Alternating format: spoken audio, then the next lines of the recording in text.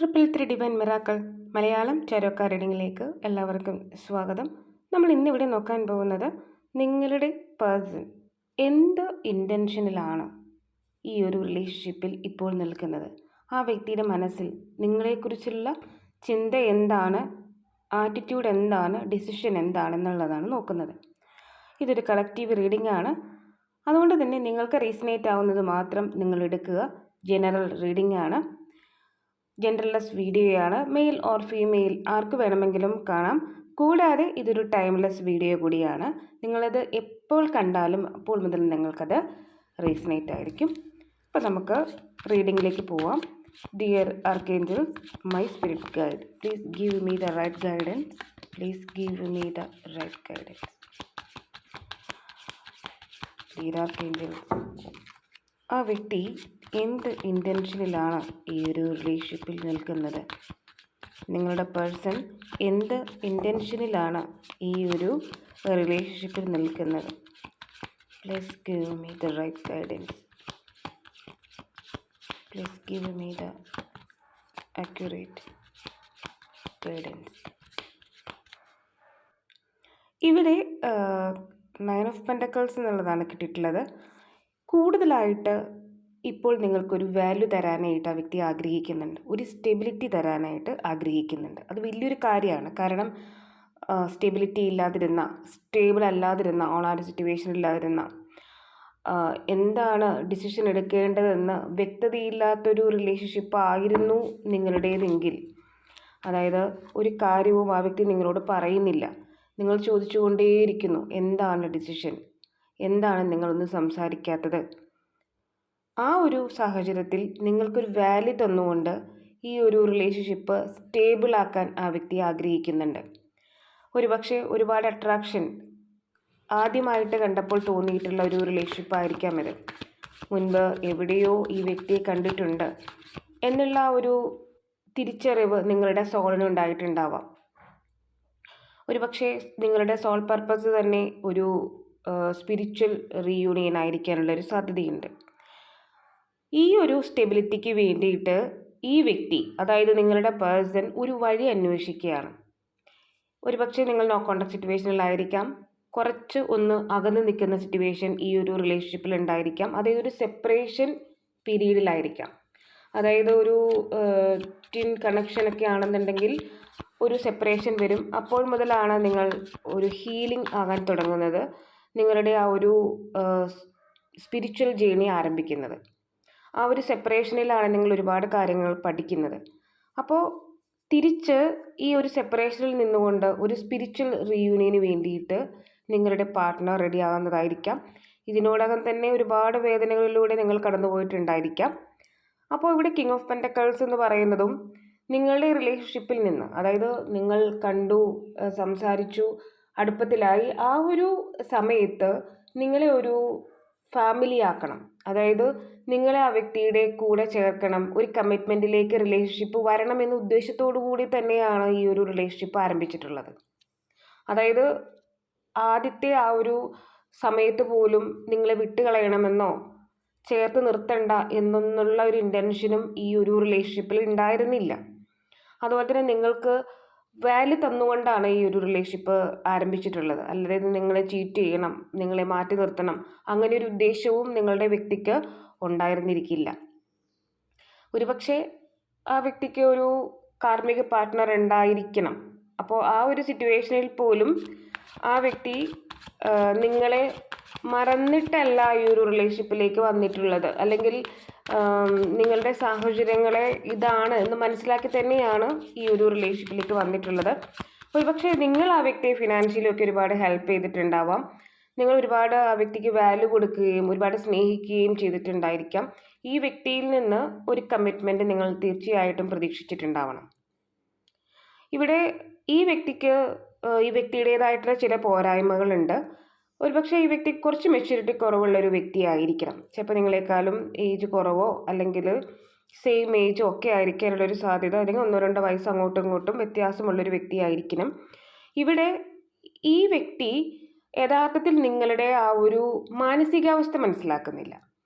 അതായത് വാല്യൂ ഒക്കെ ഉണ്ട്, നിങ്ങളെക്കുറിച്ച് അറിയാം, പക്ഷേ നിങ്ങളുടെ മനസ്സിലുള്ള ആ ഒരു ചിന്തകളെക്കുറിച്ച് വളരെയധികം മനസ്സിലാക്കുന്നുമില്ല, വ്യാകുലപ്പെടുന്നുമില്ല. അങ്ങനെയുള്ള ഒരു ചെറിയൊരു ഫോൾട്ട് ഈ പേഴ്സണുണ്ട്. പല അവസരങ്ങളിലും നിങ്ങൾക്കത് മനസ്സിലായിട്ടുണ്ടാവും. അതായത് നിങ്ങളുടെ ആ ഒരു മാനസികാവസ്ഥയെ ശരിയായിട്ട് കാണാനായിട്ടുള്ളൊരു കണ്ണുകൾ ഈ വ്യക്തിക്ക് ഇല്ല എന്നുള്ളത്. പലപ്പോഴും നിങ്ങളുടെ ആ ഒരു ഇമോഷൻ അതിനെതിരായിട്ട് ഈ വ്യക്തി മാറി നിൽക്കുന്നതായിട്ട് നിങ്ങൾക്ക് പലപ്പോഴും ഫീൽ ചെയ്തിട്ടുണ്ടാവും. നിങ്ങൾക്കറിയാം ആ വ്യക്തി നിങ്ങളുടെ കാര്യങ്ങൾ അറിയാം. അറിഞ്ഞുകൊണ്ട് എന്തുകൊണ്ടാണ് എന്നോട് ഇങ്ങനെ പെരുമാറുന്നതായിരിക്കാം നിങ്ങളുടെ ക്വസ്റ്റ്യൻ എന്ന് പറയുന്നത്. പലപ്പോഴും അത് നിങ്ങൾക്ക് ഫീൽ ചെയ്തിട്ടുണ്ടാവാം. നിങ്ങളുടെ ആ ഒരു യഥാർത്ഥത്തിലുള്ള അവസ്ഥയെ ഈ വ്യക്തി കാണുന്നില്ല. അങ്ങനെ കണ്ടിരുന്നെങ്കിൽ നിങ്ങളുടെ ഈ ഒരു റിലേഷൻഷിപ്പ് ഒരിക്കലും ബ്രേക്കപ്പായി പോവുകയില്ലായിരുന്നു. നിങ്ങളുടെ റിലേഷൻഷിപ്പ് വളരെ വേറൊരു ലെവലാകുമായിരുന്നു. ഇവിടെ കുറേ കാര്യങ്ങൾ ആ വ്യക്തിയുടേതായിട്ടുള്ള സ്വാർത്ഥതയ്ക്ക് വേണ്ടിയിട്ട് നിങ്ങളിൽ നിന്ന് ഹൈഡും ചെയ്തിട്ടുണ്ടായിരുന്നു. ആ ഒരു സിറ്റുവേഷനും ഇവിടെ ഉണ്ട്.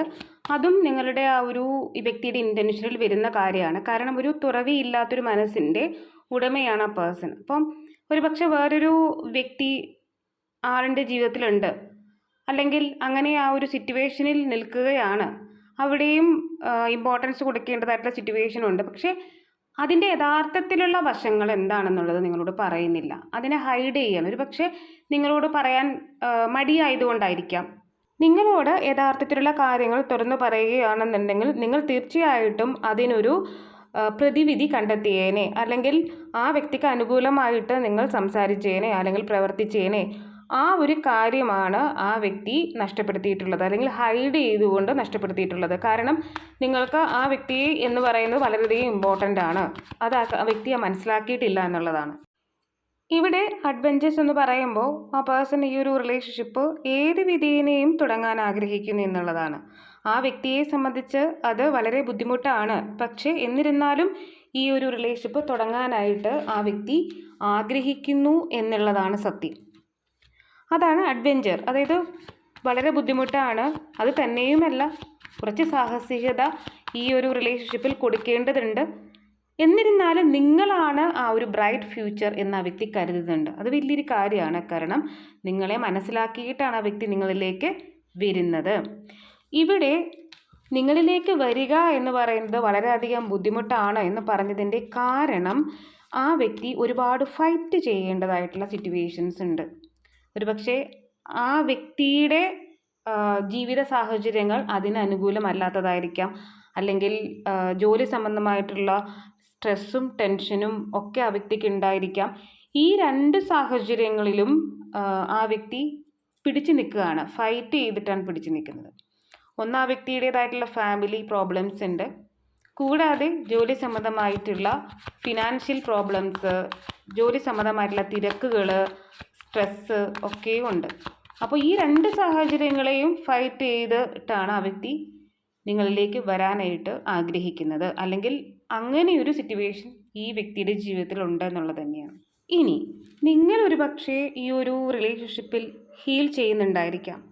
അതായത് ഒരു സെപ്പറേഷൻ നിങ്ങളുടെ ജീവിതത്തിൽ ഉണ്ടായപ്പോൾ ചിലപ്പോൾ ഈ വ്യക്തി നിങ്ങളിൽ നിന്നും സെപ്പറേറ്റ് ആവുകയോ അല്ലെങ്കിൽ ലെസ് കോണ്ടാക്ട് സിറ്റുവേഷനിൽ ആവുകയോ ഒക്കെ ചെയ്തിട്ടുണ്ടായിരിക്കാം. അല്ലെങ്കിൽ മുൻപത്തെ പോലെയുള്ള ഒരു പരിഗണന ഇപ്പോൾ നിങ്ങളുടെ റിലേഷൻഷിപ്പിൽ ആ വ്യക്തി തരുന്നുണ്ടാവില്ല. നിങ്ങളപ്പോൾ ഒരു ഹീലിങ്ങിലൂടെ കടന്നു പോകുന്ന ഒരു സിറ്റുവേഷനും ആയിരിക്കാം. കാരണം നിങ്ങൾ ഹീൽ ചെയ്യുമ്പോൾ തീർച്ചയായിട്ടും ആ പേഴ്സൺ കൂടി ഹീലാകപ്പെടും എന്നുള്ളതാണ്. നിങ്ങളൊരു പാസ്റ്റ് ലൈഫ് കണക്ഷനാണ്, ട്വിൻ കണക്ഷൻ ആണെന്നുണ്ടെങ്കിൽ. അപ്പോൾ ഒരു ഹീലിങ്ങിലൂടെ ഒരു പക്ഷേ ഒരു സ്പിരിച്വലി നിങ്ങൾ കടന്നു പോകുന്നുണ്ടായിരിക്കാം. ഒരുപക്ഷെ അതായിരിക്കാം ഡിവൈൻ പറയുന്നത്. ഒരു ഹീലിംഗ് നിങ്ങൾക്ക് എന്തായാലും കിട്ടുന്നുണ്ട്, അല്ലെങ്കിൽ നിങ്ങൾ ഹീൽ ചെയ്യപ്പെടേണ്ടതാണ്. അതുവഴി മാത്രമാണ് നിങ്ങളുടെ വ്യക്തിയും ഹീലാകപ്പെടൂ എന്നുള്ളതാണ്. കാരണം അങ്ങനെ നിങ്ങൾ ഹീൽ ചെയ്യപ്പെടുന്നില്ല എങ്കിൽ നിങ്ങളുടെ dark side or shadow side നിങ്ങളെ വല്ലാതെ ട്രിഗർ ചെയ്യും എന്നുള്ളതാണ്. നിങ്ങൾ മെഡിറ്റേഷൻ ചെയ്യുക, ഇഷ്ടമുള്ള പ്രാർത്ഥനകൾ നിങ്ങൾ ചാൻറ്റ് ചെയ്യുക, എന്തെങ്കിലും പുസ്തകങ്ങളൊക്കെ വായിക്കുക, ചക്ര മെഡിറ്റേഷൻ ചെയ്യുക. ഇതൊക്കെ നിങ്ങൾക്ക് വളരെയധികം നല്ലതായിരിക്കും. നിങ്ങൾ ഈ ഒരു ജീവിതത്തിൽ ഇപ്പോൾ ചിന്തിക്കുന്നത് ഒരിക്കലും നിങ്ങൾക്ക് ഈ ഒരു റിലേഷൻഷിപ്പ് തിരികെ കിട്ടില്ല, അല്ലെങ്കിൽ ആ വ്യക്തിയുടെ ഇൻറ്റൻഷൻ ശരിയല്ല, ആ വ്യക്തി എന്താണ് ചിന്തിക്കുന്നത് എന്നുള്ളത് നിങ്ങൾക്ക് അറിയാൻ സാധിക്കുന്നില്ല. ആ വ്യക്തി എന്തെങ്കിലും തരത്തിലുള്ള ഒരു ക്ലൂ തന്നിട്ടുണ്ടെങ്കിൽ പോലും നിങ്ങൾക്കത് വിശ്വസിക്കാൻ സാധിക്കുന്നില്ല. കാരണം നിങ്ങളുടെ പാസ്റ്റ് ലൈഫിൽ നിന്ന് വന്നിട്ടുള്ള അനുഭവങ്ങളായിരിക്കാം. അല്ലെങ്കിൽ നിങ്ങൾക്ക് റിലേഷൻഷിപ്പിനെ തന്നെ പേടിയായിരിക്കാം. കാരണം ഇതിനു മുമ്പ് തന്നെ നിങ്ങൾക്ക് ഒരുപാട് റോങ് ആയിട്ടുള്ള അനുഭവങ്ങൾ നിങ്ങളുടെ ജീവിതത്തിൽ ഉണ്ടായിട്ടുണ്ടാവാം. അത്തരത്തിലുള്ള അനുഭവങ്ങൾ ഇനിയും ആവർത്തിക്കുമോ എന്നുള്ളൊരു ഭയം നിങ്ങൾക്കുണ്ടായിരിക്കാം. അതുകൊണ്ട് നിങ്ങൾ ഏതൊരു സിറ്റുവേഷനിലും നിങ്ങൾ ഈ വ്യക്തിയിൽ നിന്നും അല്ലെങ്കിൽ മറ്റുള്ളവരിൽ നിന്നും മാറി നിൽക്കാനായിരിക്കാം ശ്രമിക്കുന്നത് കൂടുതലും.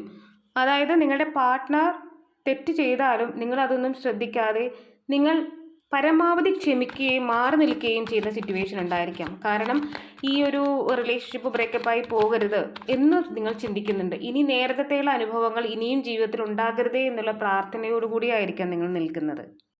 അതെന്തുകൊണ്ടാണെന്ന് വെച്ചാൽ ഈ വ്യക്തി നിങ്ങൾക്കൊരു ആശ്വാസമായിരുന്നു എന്നുള്ളത് തന്നെയാണ്. ഒരു ഒറ്റപ്പെടലിൻ്റെ വേദന നിങ്ങൾ ഒരുപാട് അനുഭവിച്ചിട്ടുണ്ട്. കൂട്ടത്തിൽ നിൽക്കുമ്പോൾ ഉണ്ടായിട്ടുള്ള ആ ഒരു സന്തോഷവും വേർപെടുമ്പോൾ ഉണ്ടാകുന്ന വേദനയും നിങ്ങൾക്ക് നന്നായിട്ടറിയാം.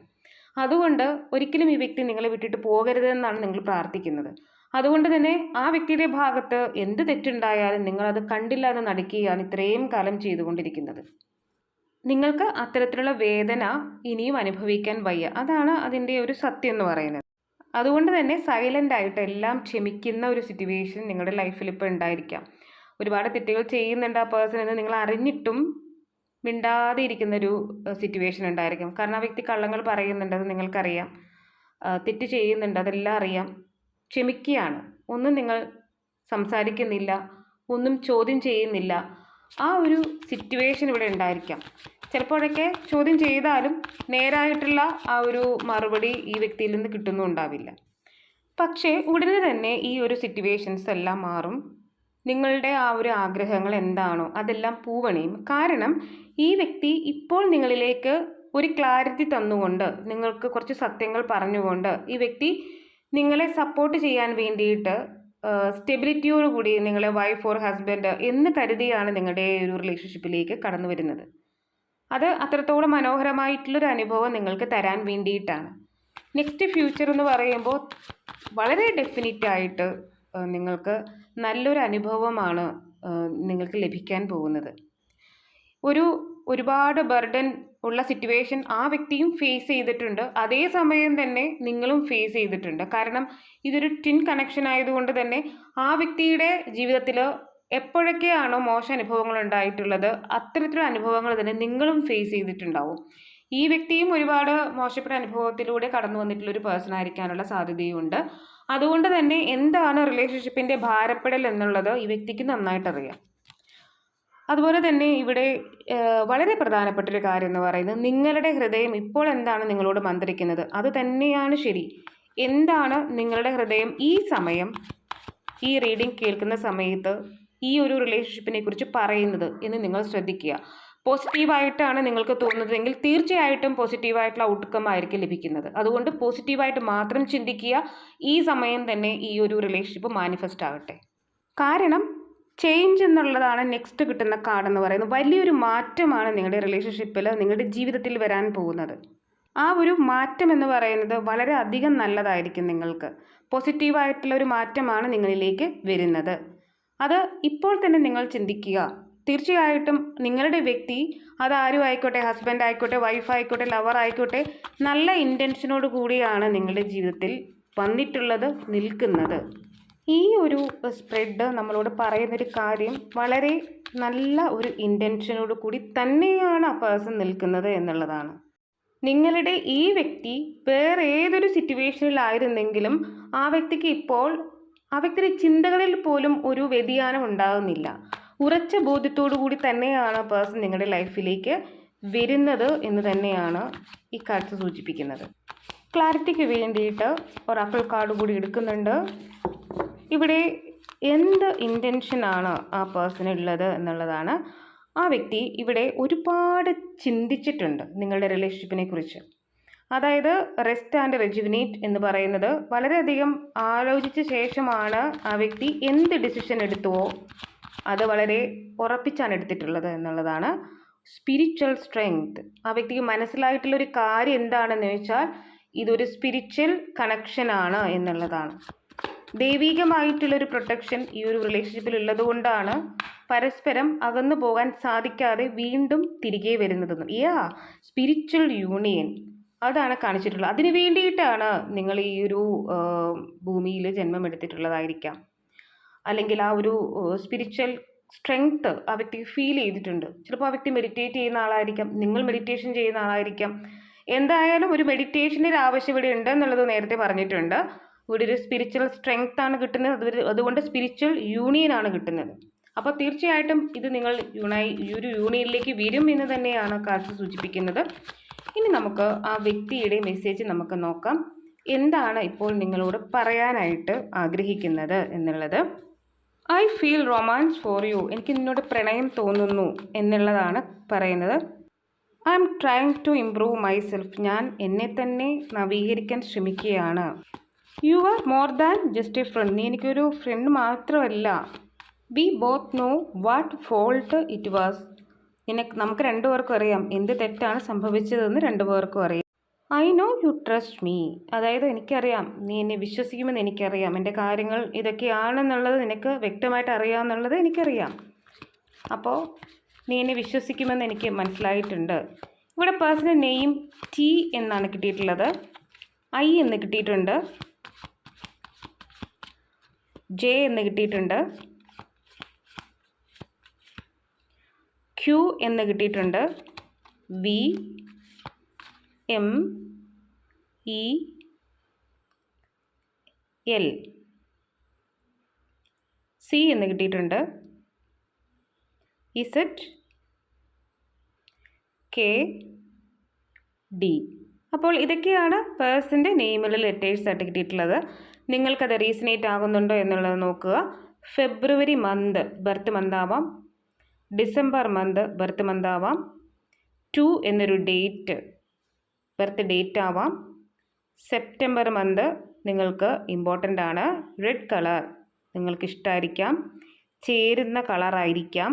സ്കോർപിയോ, 21 ഏജ് ആവാം, സാജിറ്റേറിയസ്. ലോങ് ഹെയർ, വ്യക്തിക്ക് നല്ല ലോങ് ഹെയർ ആയിരിക്കാം.